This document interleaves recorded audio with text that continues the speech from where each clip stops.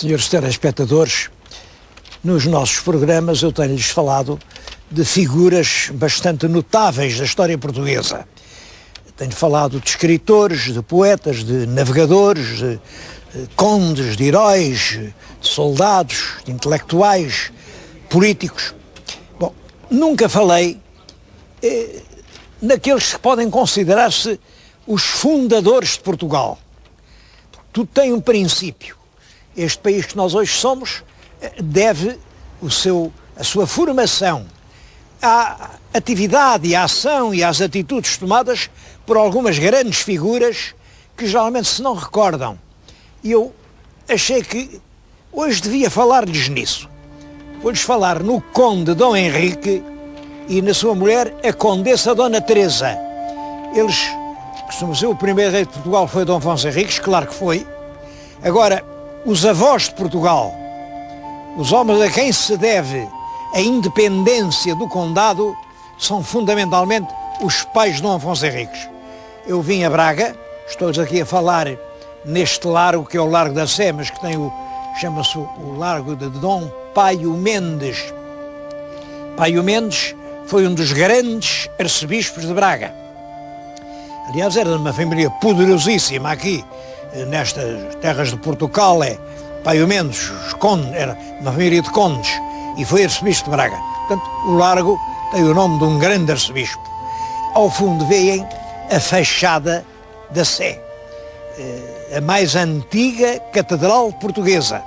Claro que isto que estão a ver, esta Galilé, é já feita numa época muito mais moderna, mas se entrarmos aquela porta, pois o grande conjunto que se vê é ainda a igreja começada a construir no século XI pelo primeiro bispo de Braga, arcebispo, ele até foi arcebispo, Dom Pedro.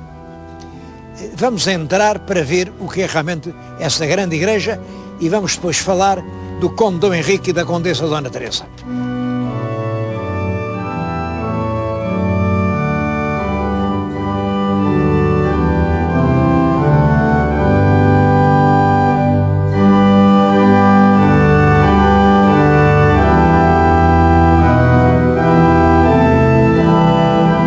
Foi no tempo do conde Dom Henrique e da condessa Dona Teresa que a catedral foi construída por grande esforço, realmente, desse arcebispo Dom Pedro.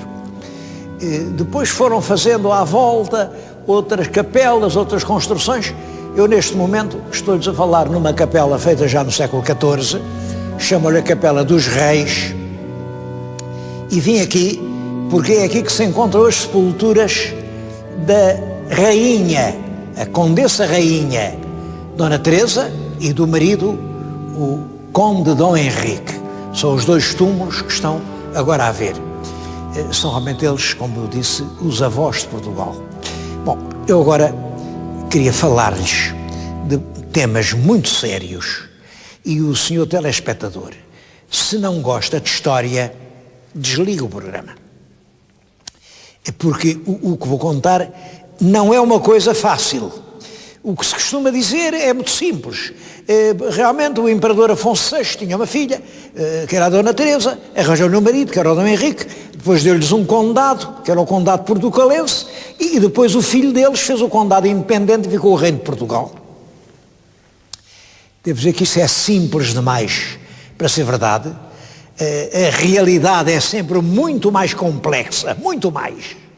Bom, e eu queria deixar uma ideia, eu também não vou dizer que seja completamente verdadeira, mas vou dar as linhas principais do que se passou. O que acontece é que no século XI, a Península Ibérica tem vários reinos. Tem os reinos do Aragão, tem lá em cima a Navarra, depois tem aqui no Ocidente 3 reinos, que é Castela, Leão e Galiza. Tem mais terras que vão quase até ao Tejo, que são o Condado de Coimbra, e quem manda nisso é realmente o imperador Fernando Magno. O imperador Fernando, quando morreu, dividiu as terras pelos filhos. Afonso deixa um dos reinos, para o Sancho deixa outro reino, para o Garcia deixou outro reino, e dizer que aqui toda esta Galiza, tudo isto, pertencia ao rei Garcia.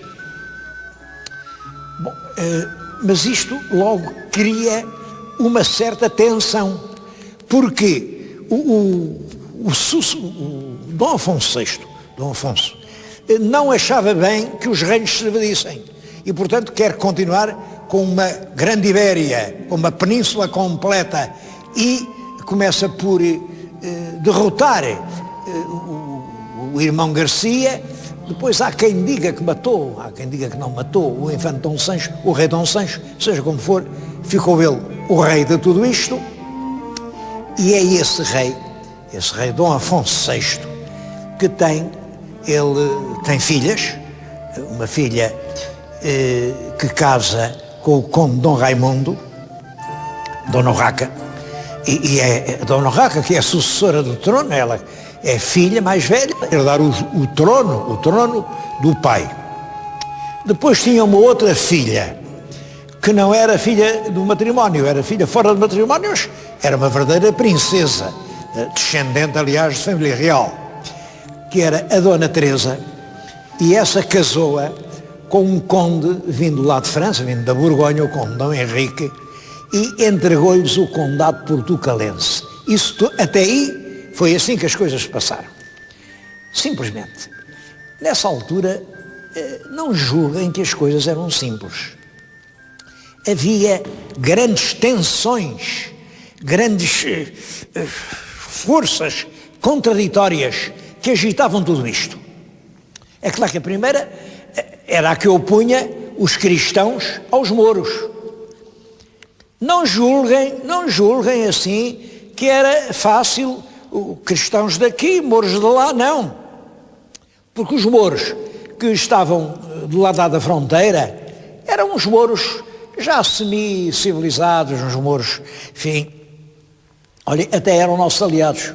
O rei Mouro de Badajoz, que era o Almutaquilo, até pagava tributo aos condes para não lhes fazerem a guerra. E mais do que isso, até lhe deu aos condes uma região muito boa. Imagina uma região que metia Lisboa, Sintra e Santarém, deu-lhes tudo isso, fica lá com isso, e ajudem-me se os almorávidas eram uns mouros da África, norte da África, uns mouros ferozes, esses sim, eram sangrentos, selvagens, onde eles passavam não ficava nada vivo, era um terror. E aqui os mouros da península sentiam-se muito mais parecidos com os cristãos do que com aqueles terríveis mouros que vinham lá da África. E, portanto, pagavam aos cristãos tudo o que fosse preciso para os ajudarem a defender-se dos almorávidas. Essa era uma tensão.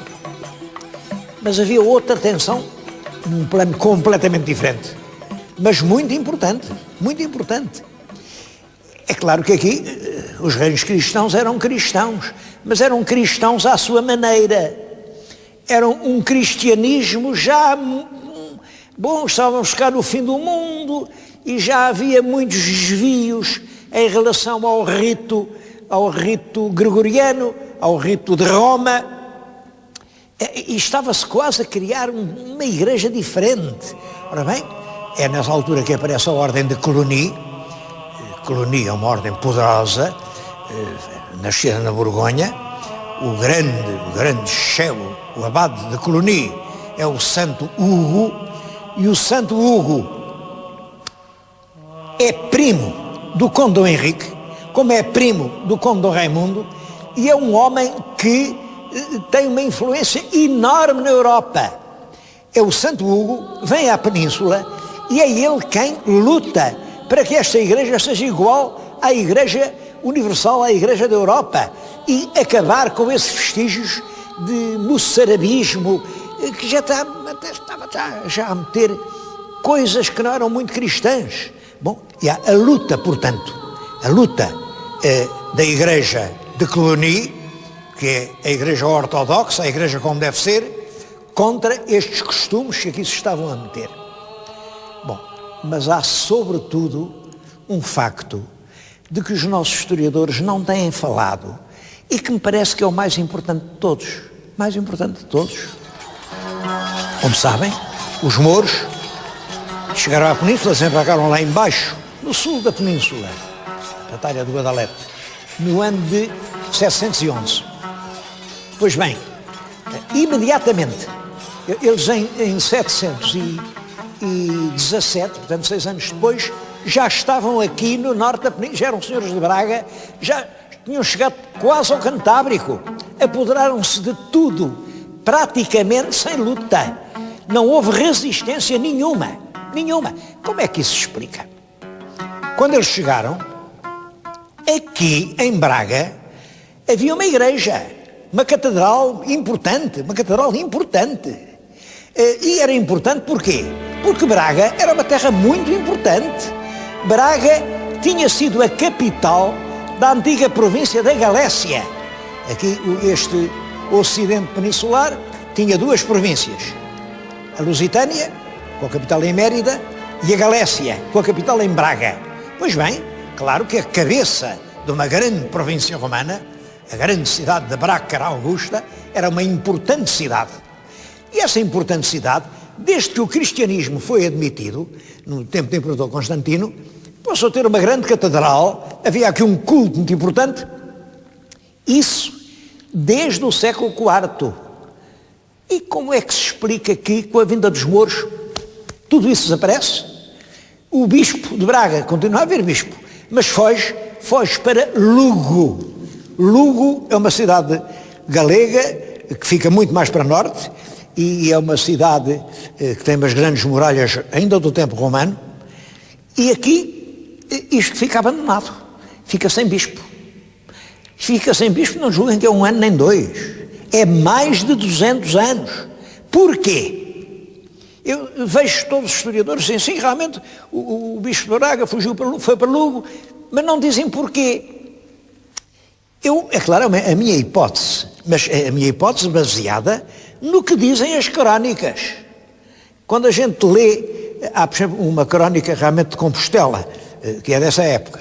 Há uma outra crónica, o Albeldense, que é muito impressionante. O que diz é o seguinte, é que nessa época, os povos pequenos, os povos miúdos, os povos dos trabalhadores, revoltavam-se contra os nobres, perseguiam-nos, matavam-nos, tomavam-nos os castelos, e portanto isto era realmente um inferno, e os senhores tinham que fugir, fugiam daqui. Bem, isto explica-se desta maneira. Como sabem, na península havia senhores e servos, no tempo romano os senhores eram os romanos, a antiga população servia-os, enfim, como trabalhadores nas vilas, nas terras. Bom, depois os romanos são substituídos pelos visigodos, quando vem a invasão visigótica, os senhores visigodos são os nobres. O nobre é um senhor de sangue azul, cabelo loiro, não faz nada senão andar a cavalo, fazer a guerra, e é dono. E os camponeses têm que o sustentar. Bom, é uma estrutura. O que são é poucos. Eles são fortes, mas são poucos, os visigodos. E cometem um erro. É dizer, bom, só os visigodos é que podem ter armas. Só. Os outros, os servos, não têm obrigações militares. Não vão à guerra. Bem, é claro, resultado, quando chegam os mouros, são os senhores da guerra, os visigodos, que fogem e ficam os servos sozinhos. Bom, e os servos, naturalmente, expulsam os últimos senhores. Ora, entre os senhores, claro que estava o bispo. Os bispos eram visigodos.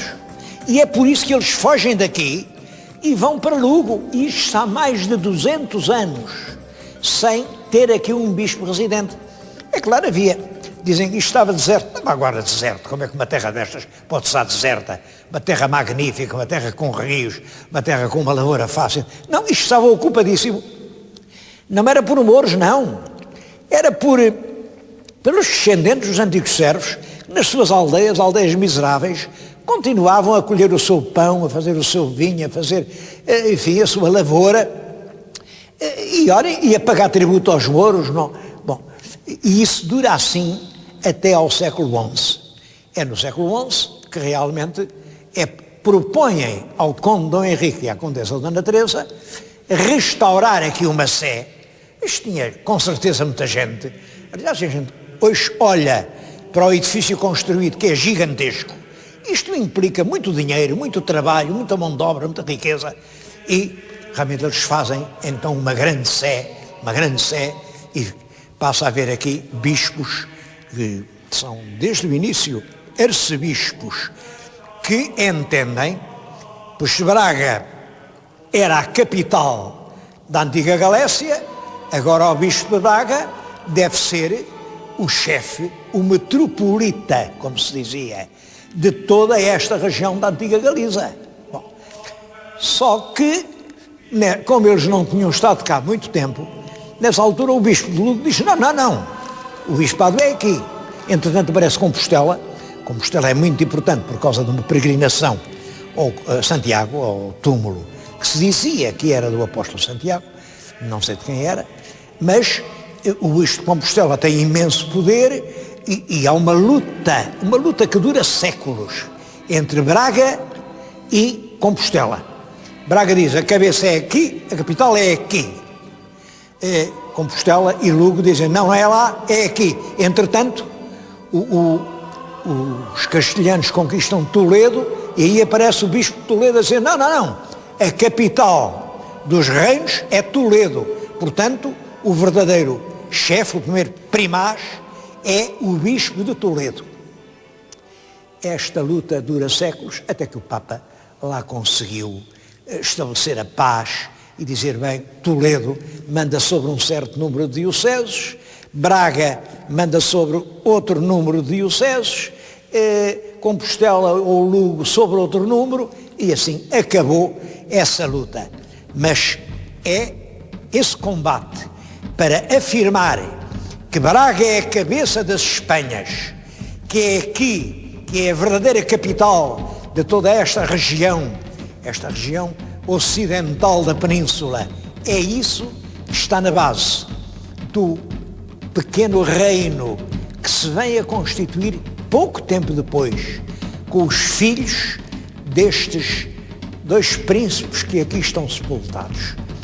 É o filho deles, Afonso Henriques. Henriques porque é filho de Henrique. Henrique Henriques. E Afonso porque é neto do imperador Afonso VI. Afonso como imperador, Henriques como o pai conde. É esse jovem, Dom Afonso Henriques, que vai conseguir realmente fazer desta pequena faixa litoral um reino independente. Também lhes quero falar nisso.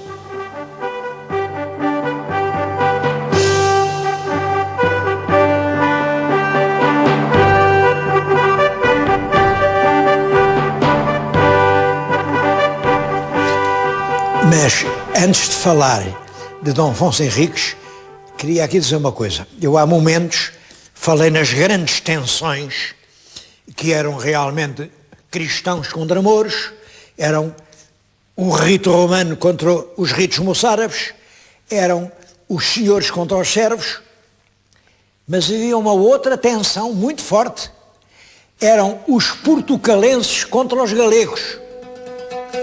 Na Galiza, para norte, na região norte, predominavam os grandes senhores. De certo modo, a estrutura visigótica tinha-se mantido um pouco, grandes senhores e servos. Para o sul, pelo contrário, os camponeses, os servos, tinham-se organizado, faziam comunidades, concelhos. É assim que nascem os concelhos portugueses. Bom, e essa gente do sul, é claro, acaudilhada pelos grandes senhores aqui do Ribadouro, essa gente não aceitava bem que viesse agora para cá mandar os galegos, até porque a condessa rainha Dona Teresa tinha enviuvado, morreu o conde Dom Henrique, e ela parece que casou outra vez com o mais forte fidalgo da Galiza, o conde Fernão Pérez de Trava. Bom, há quem diga casou, não casou, eu penso que sim, casou, não tenho dúvida nenhuma disso. Há um documento em que ele, aliás, se intitula até marido da rainha. Naturalmente não casou, enfim, lá com as formalidades, mas de qualquer maneira a rainha de Portugal é agora a mulher do conde da Galiza. E isso faz com que os portugueses fiquem numa situação difícil. Então agora os portugueses vão fazer parte do condado da Galiza. Bom, é isso que gera o atrito entre o condado portucalense. O condado portucalense é estas terras de Portugal com as de Coimbra, é um condado de Coimbra, entra pela Beira e vai praticamente até Santarém. É esse condado, é o condado da Condessa Dona Teresa, que é herdado pelo filho, pelo infante Dom Afonso Henriques, e o Dom Afonso Henriques tenta libertar-se da tutela galega. A primeira batalha de Dom Afonso Henriques, é o tal combate de São Mamede, não é contra Castela nem contra o imperador, não. Ele só quer libertar-se do jugo galego, não quer obedecer aos senhores da Galiza. E é então o tal combate de São Mamede. Isso também é muito interessante, porque durante muito tempo andou-se a discutir onde é que terá sido o combate de São Mamede, porque é essa batalha que chamam-lhe a primeira tarde portuguesa, a primeira grande manifestação da independência portuguesa. Bom, olhem, estudaram e acabaram de fazer um monumento lá a norte de Guimarães. Foi uma pena, porque está no lugar errado. O combate travou-se no campo de São Mamede. Isto diz uma fonte do século XII. Mas no século XIII já dizem o campo de São Redanhas. Redanhas é uma palavra que ainda hoje existe no castelhano. Redanhas quer dizer vísceras ou feitos de grande valentia.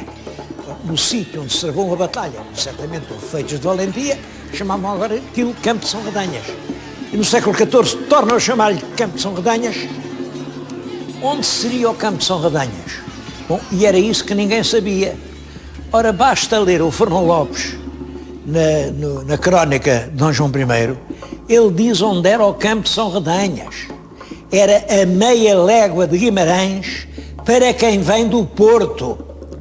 Olha, ainda lá está uma ponte, a ponte sobre o Rio Selho, foi ali, naquela planície que se deu a batalha.